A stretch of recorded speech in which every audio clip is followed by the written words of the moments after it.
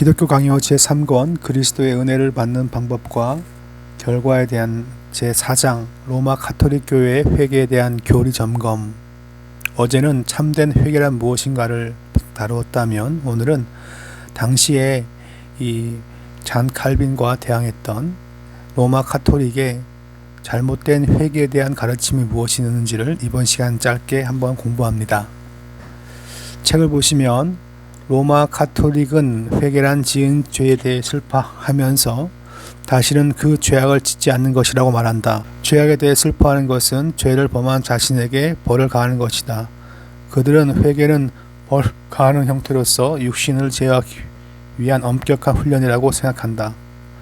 그들은 죄를 범한 사람을 새롭게 하는 것과 그들의 삶을 참으로 개혁시키는 것에 대해서는 아무런 언급을 하지 않는다. 이 로마 가톨릭의 기본적인 회개에 대한 태도는 이것입니다. 죄악에 대해 슬퍼하는 것입니다. 죄를 슬퍼하고 또한 슬퍼하면서 고행이나 선행을 행하면 죄에 대한 값을 잘 치른 것이다. 그렇게 보고 있어요. 그 밑에 보시면 죄를 사해주는 문제는 대단히 중요하다. 우린 로마 가톨릭의 가르침이 무엇인지 알아야 하며 그들의 가르침에서 무엇이 잘못되었는지 이해해야 한다. 그들은 회개는 마음으로 죄에 대해 슬퍼하는 것과 입으로 죄를 고백하는 것 그리고 선행으로 하나님의 공의를 만족시키는 것으로 이루어진다고 말한다. 그들은 죄의 사함을 받으려면 다음에 세 조건을 만족시켜야 한다고 말한다. 첫째, 죄에 대한 슬픔. 로마 가톨릭은 반드시 슬픔이 필요하며 그 슬픔은 충분하고 완벽해야 한다고 가르친다. 하지만 그들의 슬픔이 하나님께 진 빚을 갚기에 충분한지 어떻게 알 수 있는가? 그러니까 가장 중요한 것이 죄에 대해 슬퍼하고 그러면 일단 그것이 회개를 위한 조건이다. 그렇게 보고 있습니다. 그냥 이것만 본다면 별 문제가 없는 것처럼 보이는데 죄에 대해 슬퍼한다는 게 뭐냐? 뒤에 보시면 내용들이 나와 있어요. 그걸 보면 문제가 있다는 걸 알 수 있습니다.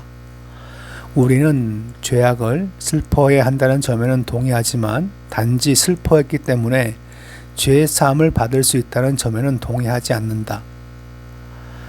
무조건 슬퍼만 하면 내가 그것을 아쉬워하고 안타까워한다면 내가 다 회개했다.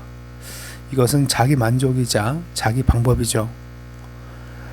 책을 보면 죄에 대한 슬픔은 죄 사함의 원인이 아니다. 죄인의 소망은 눈물에 있지 않고 하나님의 자비에 있다. 두 번째, 입으로 죄를 고백함. 입으로 죄를 고백하는 것만 가지고 뭐가 잘못되었겠냐고 말할 수 있지만 그 설명이 지금 여기 있어요. 로마 가톨릭은 죄인은 사제에게 죄를 고백해야 한다고 가르친다. 그러면 사제는 그 죄를 제거할 수 있다. 사제에게 자기의 죄를 말하는 것 자체가 잘못된 건 아니에요. 근데 죄를 고백하고 죄사함 받았습니다. 그렇게 말해주면 물론 상담 심리적으로 이 얘기를 하는 사람들은 마음에 조금 더 안위를 얻습니다. 그러나 실제로 사제가 그 죄를 제거하는 건 아니죠. 이런 면에서 말의 의도는 좋게 들리지만 실제로는 신학적인 문제를 지니고 있는 것입니다. 로마 가톨릭은 그들의 이론을 지지하기 위해 몇몇 성경 구절을 사용하지만 그릇되게 사용한다. 예를 들어 그들은 주님께서 나병 환자를 제사장에게 보내신 사건을 언급하며 나병은 죄를 상징하므로 우리는 죄를 사제에게 가져가야 한다고 설명한다. 그것은 당시에 어떤 율법을 따르고 구약을 따르는 당시의 풍습을 따라서 제사장에게 가서 나은 모습을 보여주는 거죠. 근데 그렇게 간단하게 이해해야 되는데 제사장이 마치 점검하고 선포할 수 있는 지금도 그럴 수 있다. 그런 생각을 갖게끔 만드는 거죠. 잘못된 성경 해석입니다. 그리스도께서는 그들을 제사장에 보내신 것은 치유된 나병 환자는 제사장에 보이고 확인받으라는 율법을 명했기 때문이다. 그리스도께서는 율법에 순종해 그들을 제사장에 보내셨다. 그들이 오용한 또 다른 구절은 너희 죄를 서로 고백하며 서로 기도하라. 이 구절은 어떤 특별한 사람 앞에서 죄를 고백해야 한다는 뜻이 아니다. 이 구절에 분명하게 의미하는 바는 서로 고백하며 서로 기도해 주는 것이다. 회개하는 자와 사제의 관계는 이 구절에서 발견되지 않는다. 하나님의 율법이 죄의 고백을 명하고 있다는 주장은 실제로는 아무런 근거가 없다. 사제에게 죄를 고백하는 것도 성경에서 찾을 수 없다. 심지어 사제에게 죄를 고백하는 제도는 13세기 무렵 로마 가톨릭법에 의해 세워진 것으로서 그 이전까지는 공식적으로 없던 제도이다. 그러니까 사제에게 고백하는 것은 제국 내에서, 로마 제국 내에서 지역적인 풍습이란 거예요.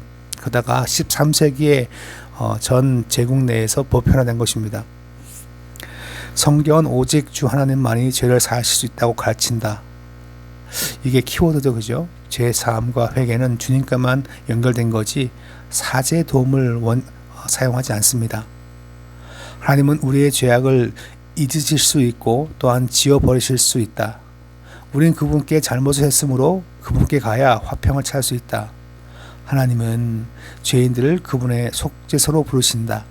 그러므로 자비를 얻고자 한다면 그분께 가야 한다.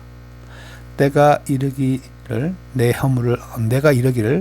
허물을 여호와께 자복하리라 하고 주께 내 죄과를 아뢰고 내 죄악을 숨기지 아니하였더니 곧 주께서 내 죄악을 사하셨나이다. 만일 우리가 우리 죄를 자백하면 그는 미쁘시고 의로우사 우리 죄를 사하시며 우리는 모든 불의에서 깨끗하게 하실 것이요. 세 번째, 이 가톨릭의 죄사함과 회개에 대한 그걸 보면 선행으로 하나님의 공의를 만족시킨다, 그런 얘기를 해요.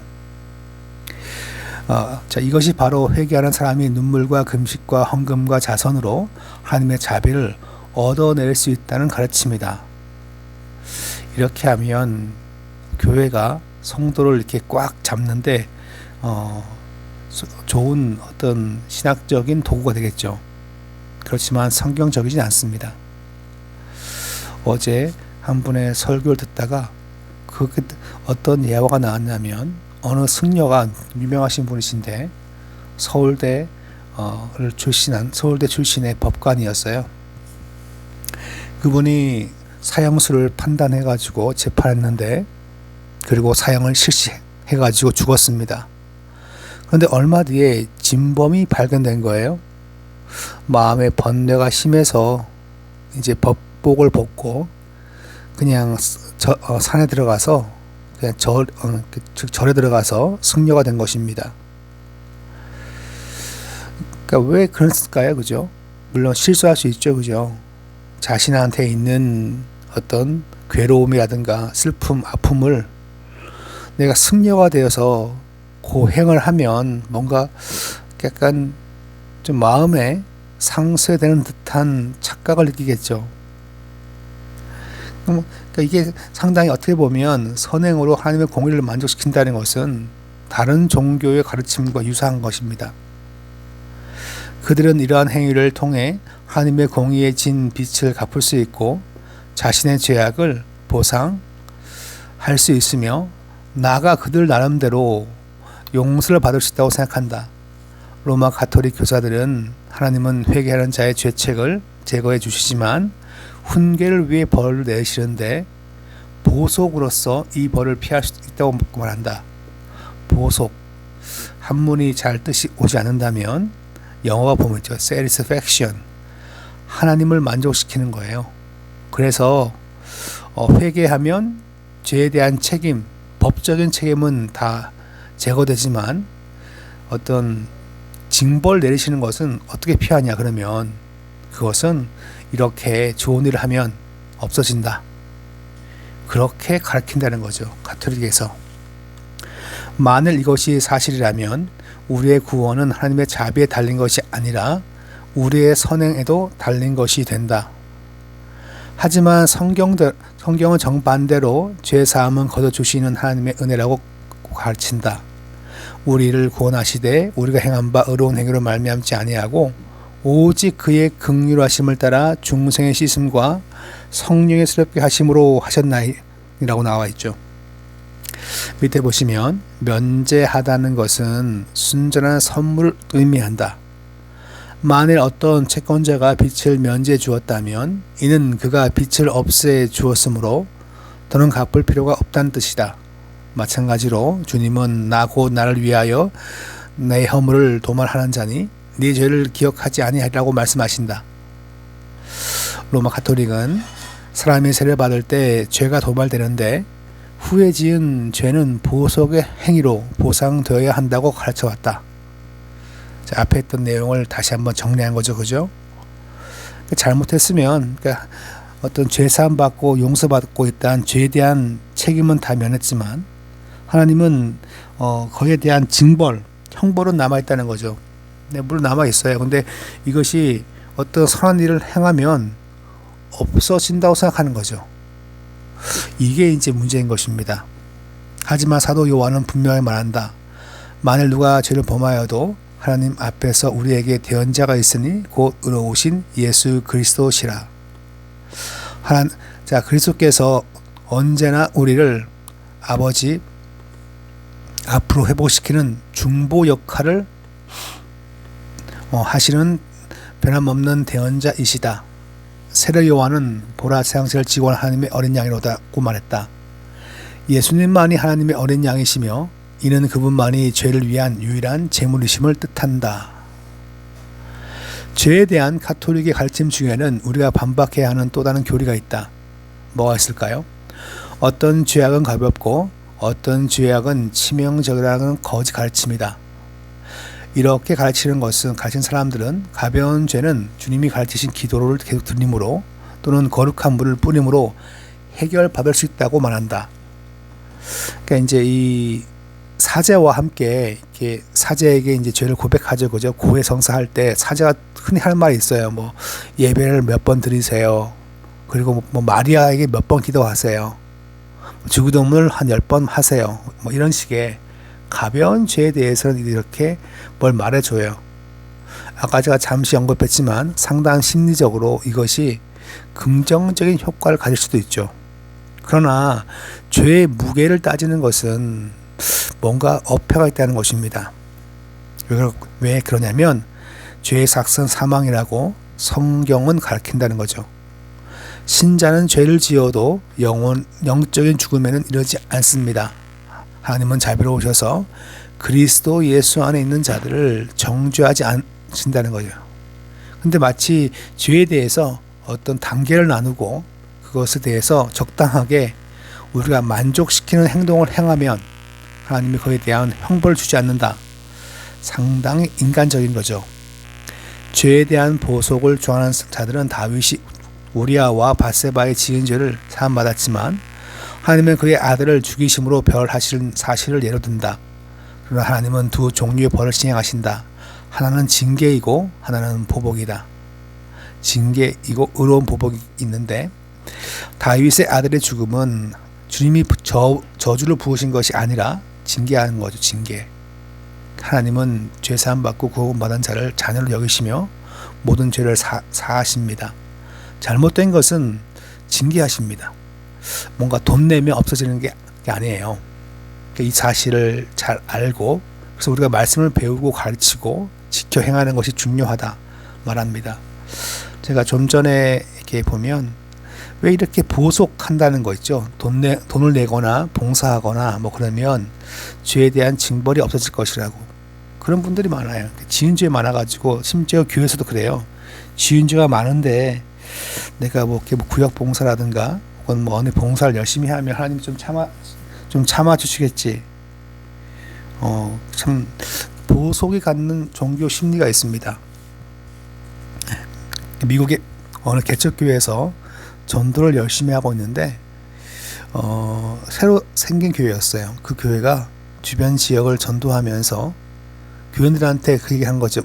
우리가 이쪽 지역을 지금 전도하고 있는데 한 가정이 등록할 때마다 작은 촛불을 우리 강단에다가 밝힙시다. 참 멋있죠, 그죠? 한 영혼이 돌아왔다. 촛불 하나 세우면 참 좋아요, 그죠? 근데 어느 젊은 부부의 어머니가 천주교 신자였어요. 교회에 왔는데 앞에 예쁜 촛불이 있는 거예요. 하는 말이 내가 이거 한 10개 할 수 있는 헌금 할 수 있겠냐고. 그러니까 뚱딴지 같은 말이죠, 그죠? 그래가지고 설명을 잘 한 다음에 그러니까 이렇게 전도해서 오면 세우는 거라고 설명을 다시 했다는 거예요. 왜 그 할머니는 촛불을 10개나 사고 싶어 했을까요? 뭔가 사서 의미 있는 걸 하면 보석의 느낌이 있다는 거죠. 보석이 갖는 종교 심리가 있습니다. 내가 뭐 하면 하나님이 참아주시겠지. 집을 팔아서 헌금하면 하나님이 날 도와주시겠지.